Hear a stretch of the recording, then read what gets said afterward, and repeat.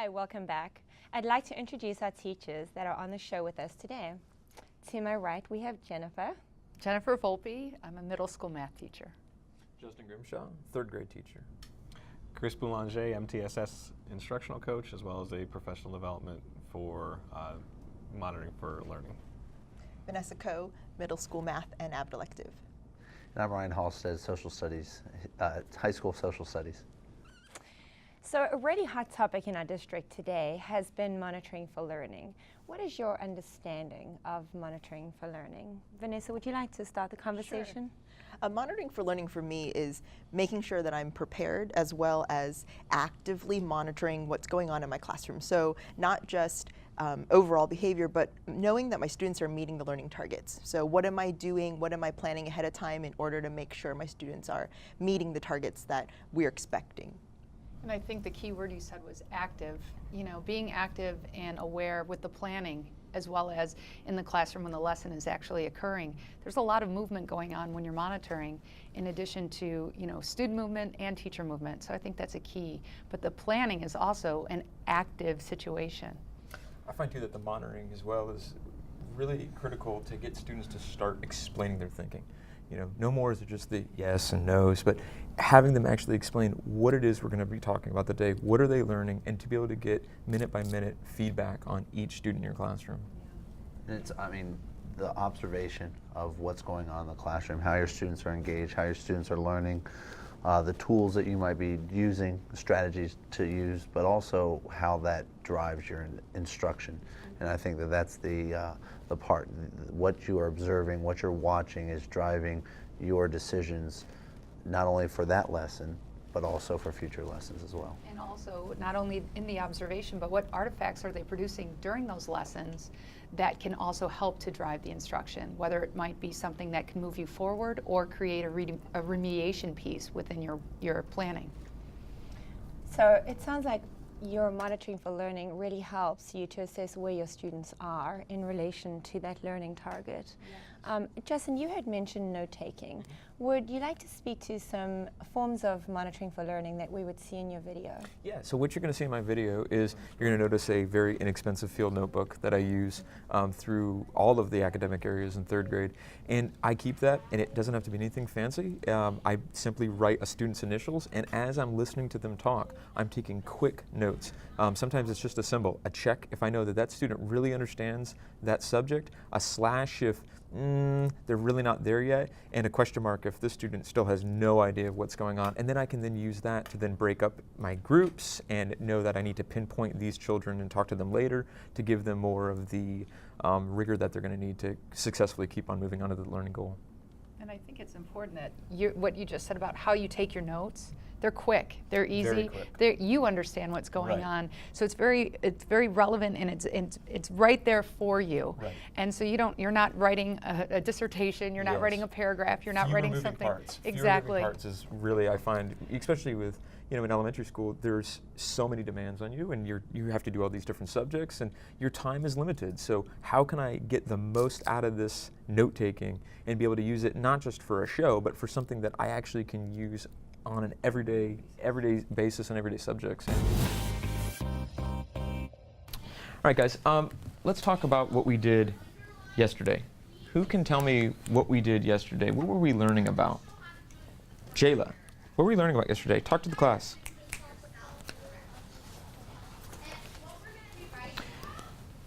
Talia, teach me what she just told you. Daniel, do you know what point of view is? Mom and Dad. What's that? Mom and Dad. Yeah, but what is a point of view? Daniela, what's a point of view? Talk to the class about what that means.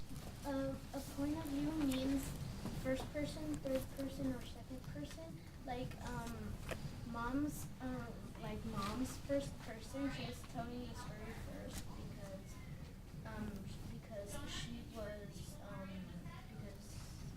because she wanted to make sure that people knew herself. Okay. Ryan, you have something to add to Daniela's thinking. Go ahead and talk to Daniela about what you have to add to her thinking. Point of view also means like whoever's like telling a story. How do you know, though, who's telling the story? Ty Raven, what can you tell the class? How do you know who's telling the story?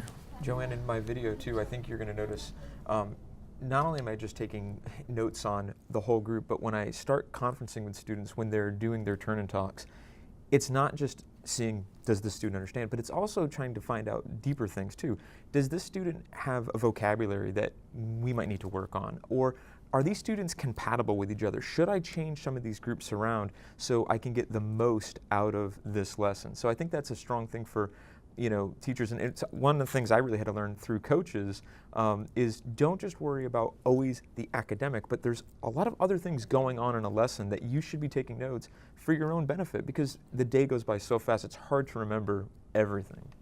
And I noticed in your video you said ready, set, share. You heard any keywords in those 2 pages. Ready, set, share. Yes. And then you actually walked around That's that correct. space to monitor those students. Were you intentional of who you went to monitor? Yes, at first I always try to hit some of my kids that they're struggling, because I want to find out immediately where they're having issues. And I know they're struggling because the previous day's lessons I was taking notes, so I understood, oh yeah, these kids might have some issues with this. So it's nice as a teacher, it's almost like a cheat sheet. Like you immediately know, okay, these kids had issues with this, these are the students I need to try to work with immediately.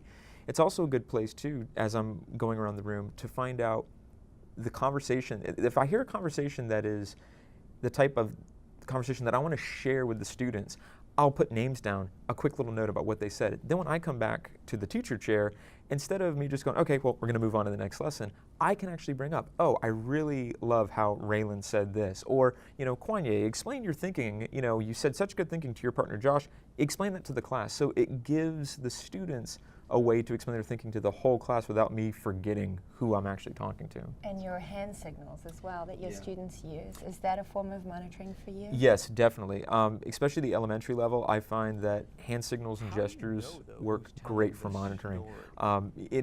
Once again, I learned these from the coaches, and it was a great resource. Simple, I disagree, I agree, I have one thing to add. And it's a quick, easy way of finding out where the class is. To take it a step further, though, it's not just the hand signal and that's it. The hand signal has to have some sort of accountability. So if a student gives me a thumbs up and says, oh, I agree, great, what do you agree with? Taking it that extra step to really pull out that thinking, so it's not just a bunch of children standing there giving you a thumbs up because they feel that everyone else is doing that, so that's what they need to do. So. And then I noticed that you had your students speak to one another.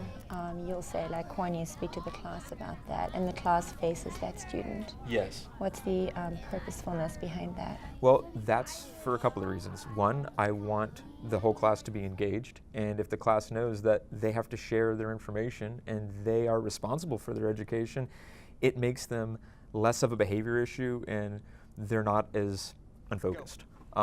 Also, it allows kids that maybe have some misconceptions to be able to find out where their misconception was without having to be embarrassed. I try to sometimes find kids that have I don't want to say the right answer, but maybe more of the correct answer, and give them an opportunity to share that instead of me just telling the class, nope, this is the right answer. Sometimes I find that when the students talk and discuss, it goes over much better than if I sit up there and just go, oh, that's the wrong or that's the right. So that's why I do the turn talks.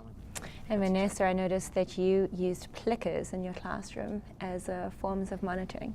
Can you speak to that? Absolutely. So one of the things that I love doing is giving the opportunity for the students to work their thinking out, but then I need to know every last kid in the room. I need to know who gets it and who doesn't, and a minute-by-minute basis. And so one of the things that I do is I have pre-printed, very simply, a Plickr card for each student and uploaded their names to the program. And so I take my phone and I just scan the room. They hold their card based on their answer choice.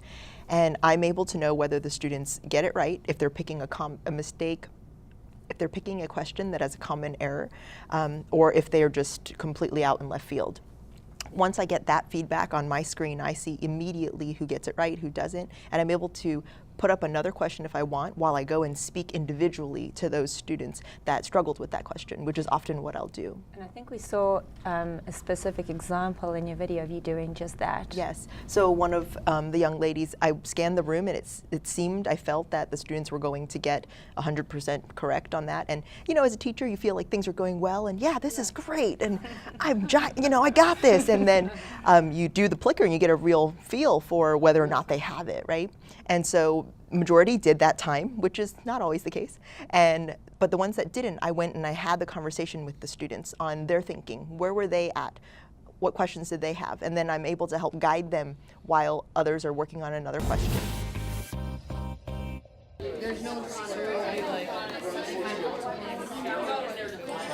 Stephanie, what do you understand about what she just said? It's like this. Okay, Riley, will you repeat what you said?